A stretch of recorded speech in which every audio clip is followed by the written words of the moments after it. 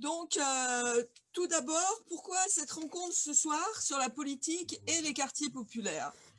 La réponse tient au 38e congrès, quand les communistes ont analysé ainsi la situation, affaiblie dans notre organisation et notre activité sur les lieux de travail, et les quartiers populaires, nous sommes en difficulté pour travailler à unir le salariat dans sa diversité et faire progresser sa conscience de classe pour nourrir le mouvement populaire de nos idées.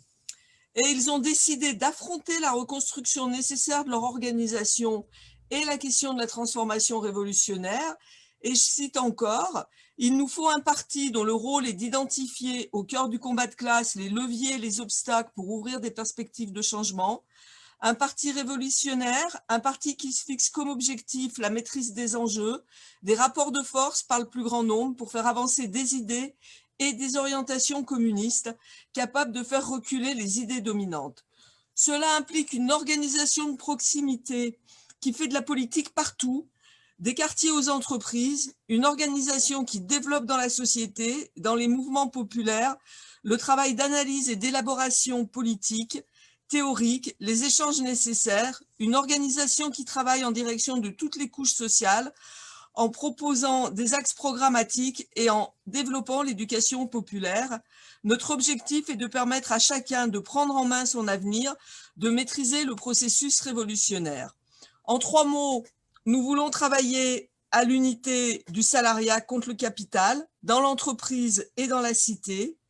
Nous ne ferons pas la révolution en laissant de côté les citoyens qui sont les plus exploités et privés de droits essentiels, d'abord celui de vivre dignement. Et nous partageons finalement cette citation célèbre de Lénine, « La cuisinière doit pouvoir diriger les affaires de l'État ». Les derniers mois sont venus renforcer notre détermination. Les élections municipales ont confirmé l'ampleur de la crise démocratique, le divorce entre les habitants de ces quartiers et les institutions, avec des taux d'abstention toujours croissants, parfois au-delà de 70%, des taux d'abstention qui n'épargnent pas le PCF. Cette abstention est un poison pour la démocratie.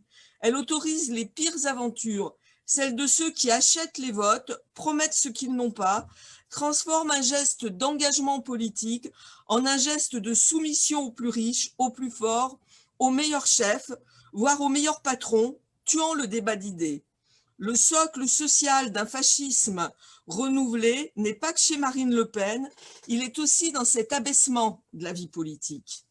Enfin, les habitants des quartiers populaires payent le prix fort à la crise sanitaire, économique et sociale. Ils sont les plus touchés par la précarité, l'alternance travail-minima sociaux, et ils sont en même temps les premiers de cordée, ceux qui font tourner le pays, mais aussi les plus exploités, ouvriers du bâtiment, ouvriers d'usine, employés de la grande distribution, livreurs, caissières et caissiers maintenant, magasiniers, personnel de l'aide à domicile, personnel des EHPAD et de la santé, employés des sociétés de sécurité. Ils sont au cœur des besoins, de l'exploitation et des profits. Ce gouvernement veut leur faire payer la note. Lorsque Véran parle de solidarité, c'est encore le porte-monnaie du peuple qu'il vise. Je le cite, « La démagogie, ça c'est le ministre Véran, ce serait considérer que la pauvreté serait l'affaire du gouvernement ou d'une politique. La pauvreté est l'affaire de tous. La leçon est bien apprise, faisons payer les plus nombreux, les plus pauvres, et surtout ne touchons ni aux riches, ni aux possédants, ni au système qui engraisse si bien quelques-uns. » Quelques chiffres quand même pour mesurer la situation. 42% des habitants de ces quartiers vivent en dessous du seuil de pauvreté, contre 14% sur le reste du territoire national. 29% des lycéens s'y orientent en filière générale au lycée, alors que c'est 39%, presque 40% dans toute la France. 25% des habitants de ces quartiers disent se sentir en insécurité, alors que c'est 13% à l'échelle nationale. Et le taux de chômage est de presque 25% au lieu de 9% sur le reste du territoire. Et bien sûr, la situation s'aggrave dans les derniers mois. Un Français sur 3 a subi une perte de revenus. 300 000 personnes sont sans abri.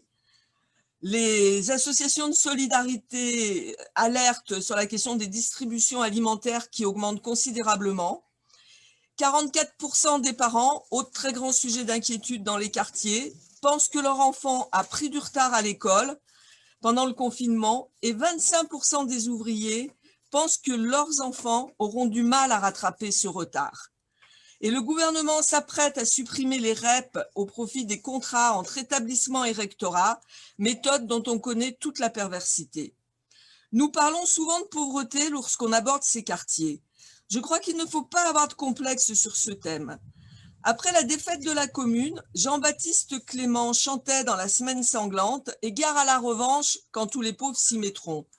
Et nous partageons Victor Hugo, tenant en 1849 « Je suis de ceux qui pensent et qui affirment qu'on peut détruire la misère. Regardez-le bien, messieurs, je ne dis pas diminuer, amoindrir, limiter, circonscrire, je dis détruire. Les législateurs et les gouvernements doivent y songer sans cesse.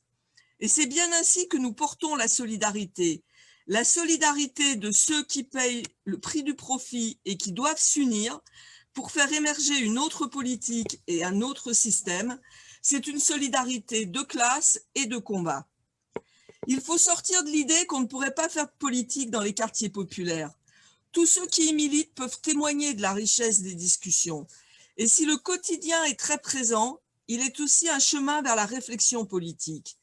N'oublions pas, par exemple, que près d'1 habitant sur 2 dans ces quartiers est issu de l'immigration, ce qui donne inévitablement une proximité sur un certain nombre de pays du monde. Et la distance prise avec la politique révèle en creux la lucidité devant les promesses jamais tenues et les mauvais coups. Hollande et la finance, Sarkozy, qui nous promettait à tous d'être riches et qui supprime la police de proximité, Valls, profitant des attentats de la République en interdisant dans les opérations de l'ANRU la reconstruction de logements sociaux, là où au regard de la loi, il y en aurait trop, mais pas au regard des besoins, sous prétexte d'éviter les ghettos. Et lorsque ces habitants nous disent, comme ils nous l'ont parfois dit aux dernières élections municipales, « On ne vous en veut pas, on sait que vous faites ce que vous pouvez, mais là on n'en peut plus des difficultés. Nous n'irons pas voter, ne faut-il pas discuter franchement avec eux et leur dire que nous aussi on n'en peut plus et que nous on pense qu'il faut changer ce système capitaliste agonisant qui déclare la guerre au peuple, qui promet l'abondance mais qui organise la pénurie, qui démantèle nos droits, nos services publics et veut nous diviser pour mieux régner. Ne faut-il pas les appeler à agir tout de suite ensemble pour infliger des premières défaites? Je vous renvoie à la pétition du Parti communiste qui a été lancée ces derniers jours et que vous pouvez trouver sur le site du parti.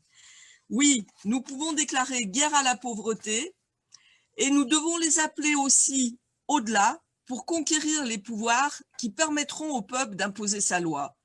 Car oui, nous voulons nous battre pour des services forts et démocratiques, pour le contrôle des secteurs stratégiques de l'économie, la finance, la monnaie, l'énergie, donc sans doute pour des nationalisations et pour des droits nouveaux pour les salariés, pour la protection des ressources naturelles qu'il faut soustraire au capital et au profit, pour la hausse des salaires et de revenus du travail, parce que c'est bien le coût du capital qu'il faut faire baisser, pour une nouvelle ère de la démocratie donnant des droits nouveaux au peuple, pour une politique internationale basée sur la coopération et non sur le pillage des nations. Oui, nous devons être le parti du changement de société, parce que c'est ce changement de société que la situation appelle aujourd'hui. C'est donc un projet construit et décliné concrètement qui donne au PCF sa raison d'exister, celle d'en finir avec le capitalisme pour une société nouvelle qu'il nous appartiendra de qualifier. C'est cet espoir d'un autre possible qui redonne son sens à l'engagement politique et à la raison d'être au PCF, dans les quartiers populaires comme ailleurs.